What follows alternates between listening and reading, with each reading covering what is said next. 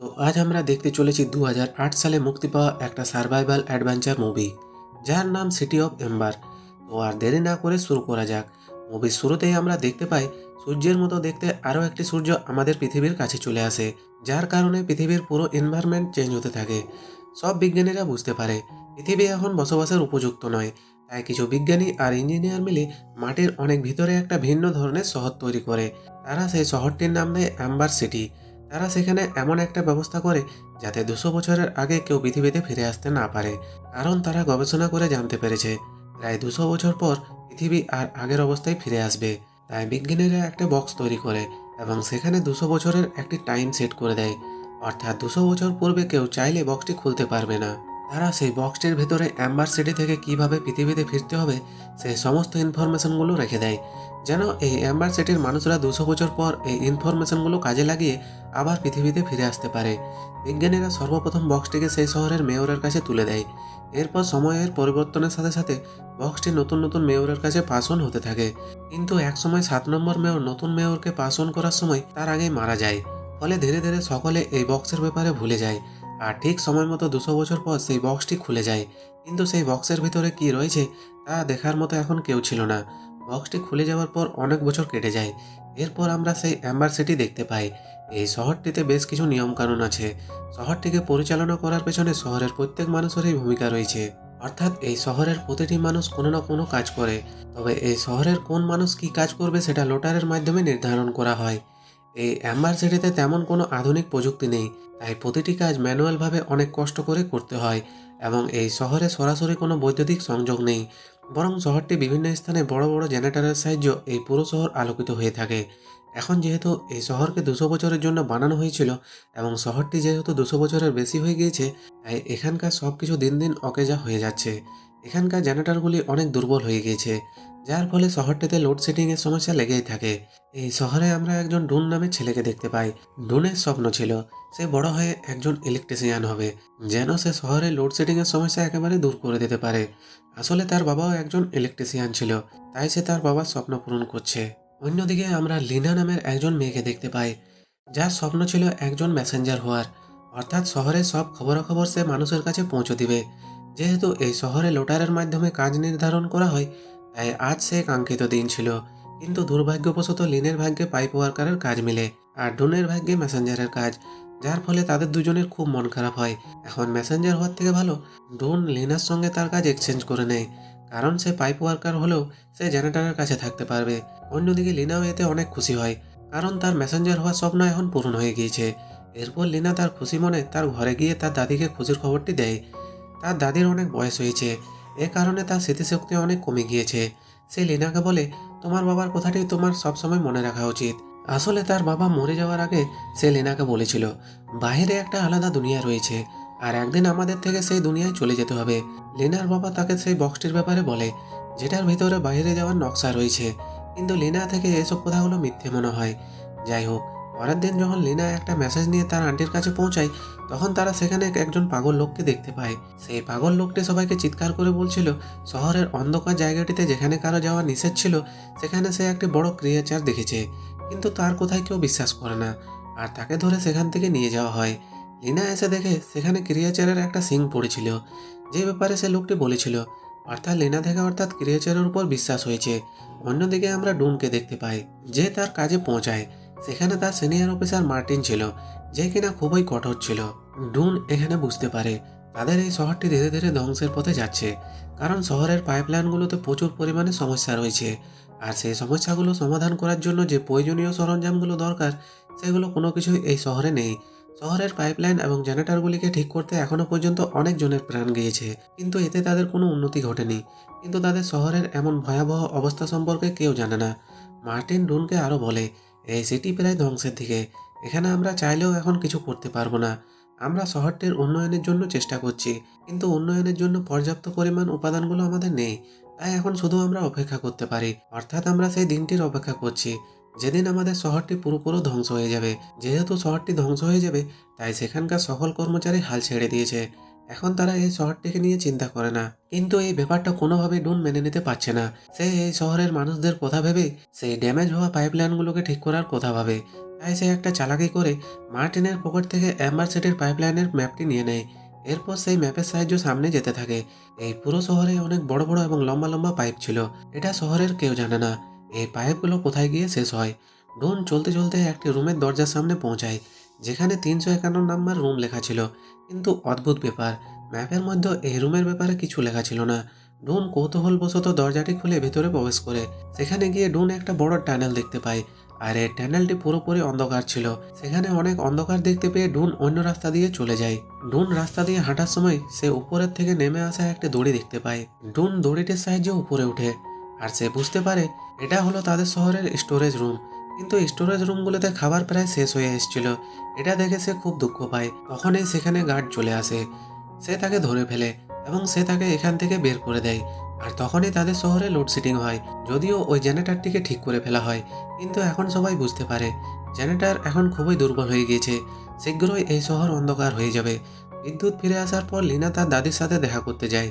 তখন তার দাদি তাকে কিছু একটা বলার চেষ্টা করছিল, কিন্তু সে ভালোভাবে বলতে পারছিল না। তখনই লিনা কিছুটা বুঝতে পারে তার দাদি কি বলছে। তাদের বাড়িতে একটা বক্স রয়েছে, যেটা তাদের কাজে আসবে। আসলে লিনার বংশের একজন এই শহরের 7 নম্বর মেয়র ছিল, যার হঠাৎ মৃত্যুতে সে তার পরবর্তী মেয়রকে সেই বক্সটি দিতে পারে না। লিনা সেই বাড়িতে বক্সটি খুঁজতে থাকে, আর অবশেষে লিনা সেই বক্সটি খুঁজে পেয়ে যায়। এখন লিনা এটা বুঝতে পারে না যে এই বক্সটির সাহায্য সে কি করবে। এমনকি লিনার দাদি যেহেতু একজন বৃদ্ধ মানুষ ছিল, তাই সে ভালোভাবে কিছু মনে করতে পারছিল না। এরপর লিনার কাছে একটি মেসেজ পৌঁছানোর কাজ আসে, আর এই মেসেজটি মেয়রের কাছে পৌঁছতে হবে। এখন লিনা সেই মেসেজটি নিয়ে মেয়রের কাছে চলে যায়। লিনা সেখানে পুরনো সব মেয়রদের ছবি দেখতে পায়। সেই মেয়রগুলো কোনো এক সময় এই শহরের মেয়র ছিল। এখানে লিনা তাদের বংশের মেয়রকেও দেখতে পায়, যার হাতে সেই বক্সটি ছিল, যে বক্সটি কিনা কিছুক্ষণ আগে সে খুঁজে পেয়েছে। এরপর লিনা মেসেজ পাঠানোর জন্য বর্তমান মেয়রের কাছে আসে। লিনা লক্ষ্য করে ঘরের ভিতর কিছু একটা লুকানোর চেষ্টা করছে। যাই হোক, মেয়রকে মেসেজ দিয়ে লিনা এরপর সেই ক্রিয়েচারের শরীরের অংশটির সাথে ডুনের সাথে শেয়ার করে। এখন আমরা জানতে পারি লিনা এবং ডুনের মধ্যে ভালো বন্ধুত্ব তৈরি হয়েছে, তাই তারা একে অপরের সঙ্গে সবকিছু শেয়ার করে। ডুন ক্রিয়েচারের অংশটিকে দেখে বলে, এটা তো গোবর পোকার শরীরের অংশ, কিন্তু গোবর পোকা এত বড় কিভাবে হতে পারে। এ ব্যাপারে তার বাবার কাছে জিজ্ঞাসা করে। তার বাবার কাছে এর ব্যাপারে কোনো জবাব ছিল না। তার বাবা তাকে এসব জিনিসের চক্করে পড়তে নিষেধ করে। অন্যদিকে শহরের সবাই টেনশনে ছিল, কারণ শহরের খাবার, ওষুধ সবকিছু সাপ্লাই শর্ট হয়ে গিয়েছে। এইদিকে লিনা সেই বক্সের বাকি অংশ বোঝার চেষ্টা করে। লিনা সেই বক্সটির ব্যাপারে ডুনকে বলে। এরপর তারা সেই বক্সের ভিতরে একটা চিহ্ন দেখতে পায়, আর সেই বক্সের ভিতরে কিছু টুকরো টুকরো কাগজ পড়েছিল। কাগজটিতে কিছু একটা লেখা ছিল, এবং সেখানে একটা কাঁচের টুকরো পড়েছিল।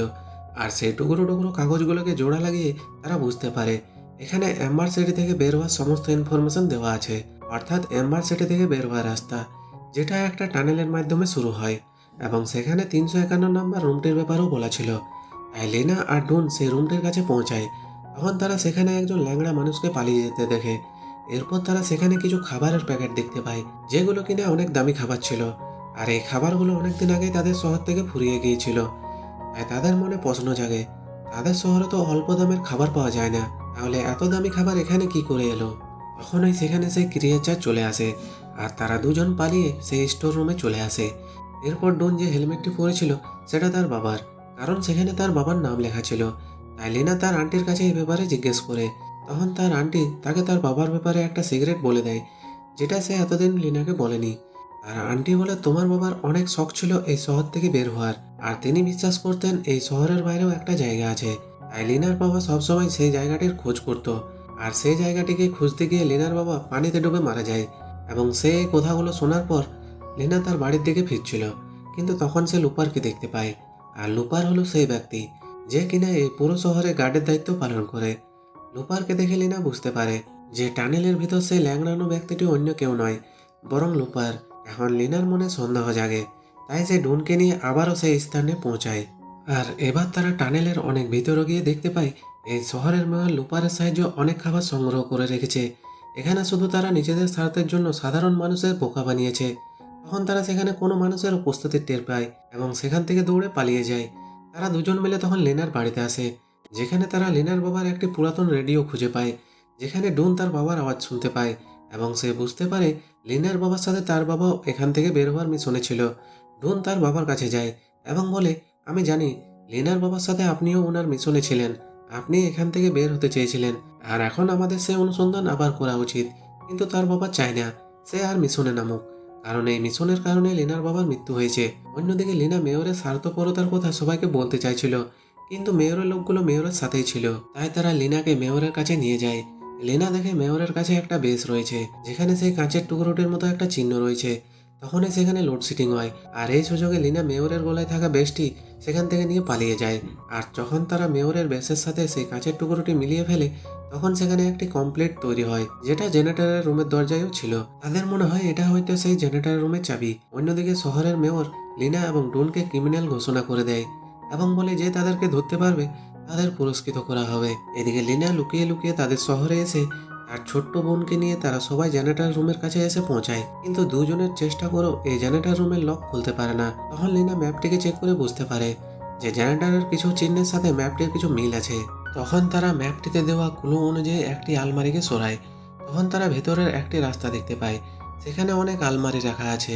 এরপর তারা পরের ক্লু অনুযায়ী সেখানে জাহাজের একটি স্টিয়ারিং হুইলকে ঘোরায়, আর সেটা ঘোরানোর সঙ্গে সঙ্গে সেখানে একটা সিগারেট চেম্বার ওপেন হয়, যেটার ভিতরে একটি আলমারি চলে যায়। আর এরাও যখন চেম্বারটির একদম ভেতরে প্রবেশ করে, তখন তারা দেখতে পায় তাদের সামনে একটা নদী বয়ে যাচ্ছে। আর তারা যেটাকে এতক্ষণ আলমারি ভাবছিল, আসলে সেটা আলমারি ছিল না, বরং এক ধরনের নৌকা ছিল, যেটা এখান থেকে বের হওয়ার জন্য বানানো হয়েছে। তারা দেখতে পায় সেই নৌকাটি একটি রোলারের কাছে গিয়ে ধ্বংস হয়ে গিয়েছে, আর এই রোলারের কারণে লিনার বাবা মারা গিয়েছে। এখন তারা যদি নৌকার সাহায্যে এখান থেকে বের হতে চায়, তাহলে পানির লেভেল বেশি হতে হবে, যেন তারা রোলারের উপর দিয়ে চলে যেতে পারে। এরপর তারা পরের ইনস্ট্রাকশনগুলো পড়তে থাকে, যেখানে কন্ট্রোল রুমের ব্যাপারে বলা ছিল। তারা সেই কন্ট্রোল রুমের কাছে যায়, আর সেখানে গিয়ে তারা সেই কি হোলটা দেখতে পায়, যেটা কিনা তারা মেয়রের ব্যাস এবং সেই কাঁচের টুকরোটা দিয়ে বানিয়েছিল, অর্থাৎ এটি কন্ট্রোল রুমের চাবি। তারা সেই চাবির সাহায্যে কন্ট্রোল রুমে প্রবেশ করে, আর তারা দেখে বাইরে যত মেকানিজম আছে সেটা এখান থেকে কন্ট্রোল করা যেতে পারে। এরপর তারা পরের ইনস্ট্রাকশন ফলো করে সেখানে একটা সুইচ অন করে দেয়। তখন বাইরে যে বড় রোলারটি ছিল সেটি উল্টো ঘুরতে শুরু করে, যার ফলে পানির লেভেল দ্রুত ঘুরতে বাড়তে শুরু করে। কিন্তু রোলার চলতে চলতে হঠাৎ থেমে যায়। সাথে তারা এখন যে সুইচটি অন করেছিল, তাদের শহরের ইলেকট্রিসিটির পাওয়ার অনেক গুণ বেড়ে যায়, যার ফলে শহরের সব লাইটগুলো ব্লাস্ট হয়ে যায়। সাথে তাদের পুরো শহরটিতে এখন পানি প্রবেশ করা শুরু হয়েছে। এই দৃশ্য দেখে মেয়র মনে করে আজই হয়তো তাদের শহর ধ্বংস হয়ে যাবে। এই জন্য সে ভয় পেয়ে তার খাবার রুমে লুকিয়ে পড়ে। কিন্তু ঠিক তখনই অদ্ভুত সেই ক্রিয়েচারটা চলে আসে এবং সে মেয়রকে মেরে ফেলে। অন্যদিকে ডুনের কাছে মার্টিন পৌঁছে গিয়েছে এবং সে ডুনের সঙ্গে এগুলো ঠিক করছিল। সে মেশিনটিকে কন্ট্রোলতে আনতে পারে, কিন্তু সেটা এমনভাবে কন্ট্রোল হয় যে যতক্ষণ সেটাকে ধরে রাখবে ততক্ষণ পানির স্রোত বন্ধ থাকবে। অনেক সময় চলে যাওয়ার পর মার্টিনের শরীরে কোনো শক্তি আর ছিল না, তাই ধীরে ধীরে পানির স্রোত আরও বাড়তে থাকে। পরিস্থিতি ভয়াবহ দেখে ডুন লইনাকে নিয়ে সেখান থেকে চলে যেতে চায়। এমনকি সে মার্টিনকেও তাদের সাথে যেতে বলে, কিন্তু মার্টিন তার কথায় রাজি হয় না। এরপর তারা তিনজন একটি নৌকার উপর বসে পড়ে, আর যখন সেখানে পানির বড় স্রোত আসে, তখন তারা সেই স্রোতের সাহায্যে সেই রোলারটি পার করে ফেলে। তারা নৌকা দিয়ে কিছু অদ্ভুত জায়গা পার করছিল। এরপর তারা টানেলের ভেতর দিয়ে একটা বিশাল স্লাইডে পৌঁছায়। তারা সেই স্লাইডের মাধ্যমে নিচে নেমে আসে।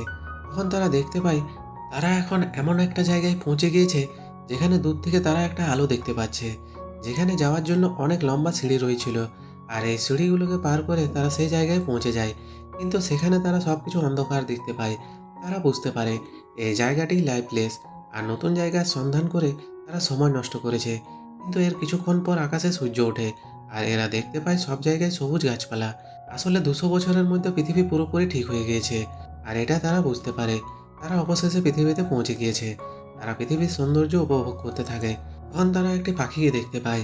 তারা পাখিটির পিছু করে সামনে যেতেই তারা খুবই গভীর একটি গর্ত দেখতে পায়, আর সেই গর্তটি দিয়ে তারা পুরো অ্যাম্বার সিটিকে দেখতে পাচ্ছিল। এরপর তারা তাদের লেখা একটি চিঠি একটি পাথরের সঙ্গে বেঁধে সেই গর্তের মাধ্যমে অ্যাম্বার সিটিতে পাঠিয়ে দেয়, যাতে করে অ্যাম্বার সিটির মানুষরা এই নতুন পৃথিবী সম্পর্কে জানতে পারে, আর চিঠিতে দেওয়া ম্যাপের সাহায্য তারা এই পৃথিবীতে চলে আসতে পারে। আর সৌভাগ্যক্রমে ডুনের বাবা সেই চিঠি কুড়িয়ে পায়, যার ফলে সে বুঝতে পারে পৃথিবীতে ডুন আর লিনা পৌঁছে গিয়েছে। অর্থাৎ অ্যাম্বার সিটির সমস্ত লোক যারা কিনা 200 বছর ধরে পৃথিবীর গভীরতায় বসবাস করছিল, তারাও এখন বাইরে বের হয়ে আসবে। আর এখানেই এই মুভিটি শেষ হয়ে যায়। তো মুভিটা কেমন লাগলো কমেন্ট করে অবশ্যই জানাবেন। আর এই ধরনের নতুন নতুন ভিডিও দেখতে চ্যানেলটিকে অবশ্যই সাবস্ক্রাইব করে পাশে থাকবেন। তো দেখা হচ্ছে পরের গল্পে।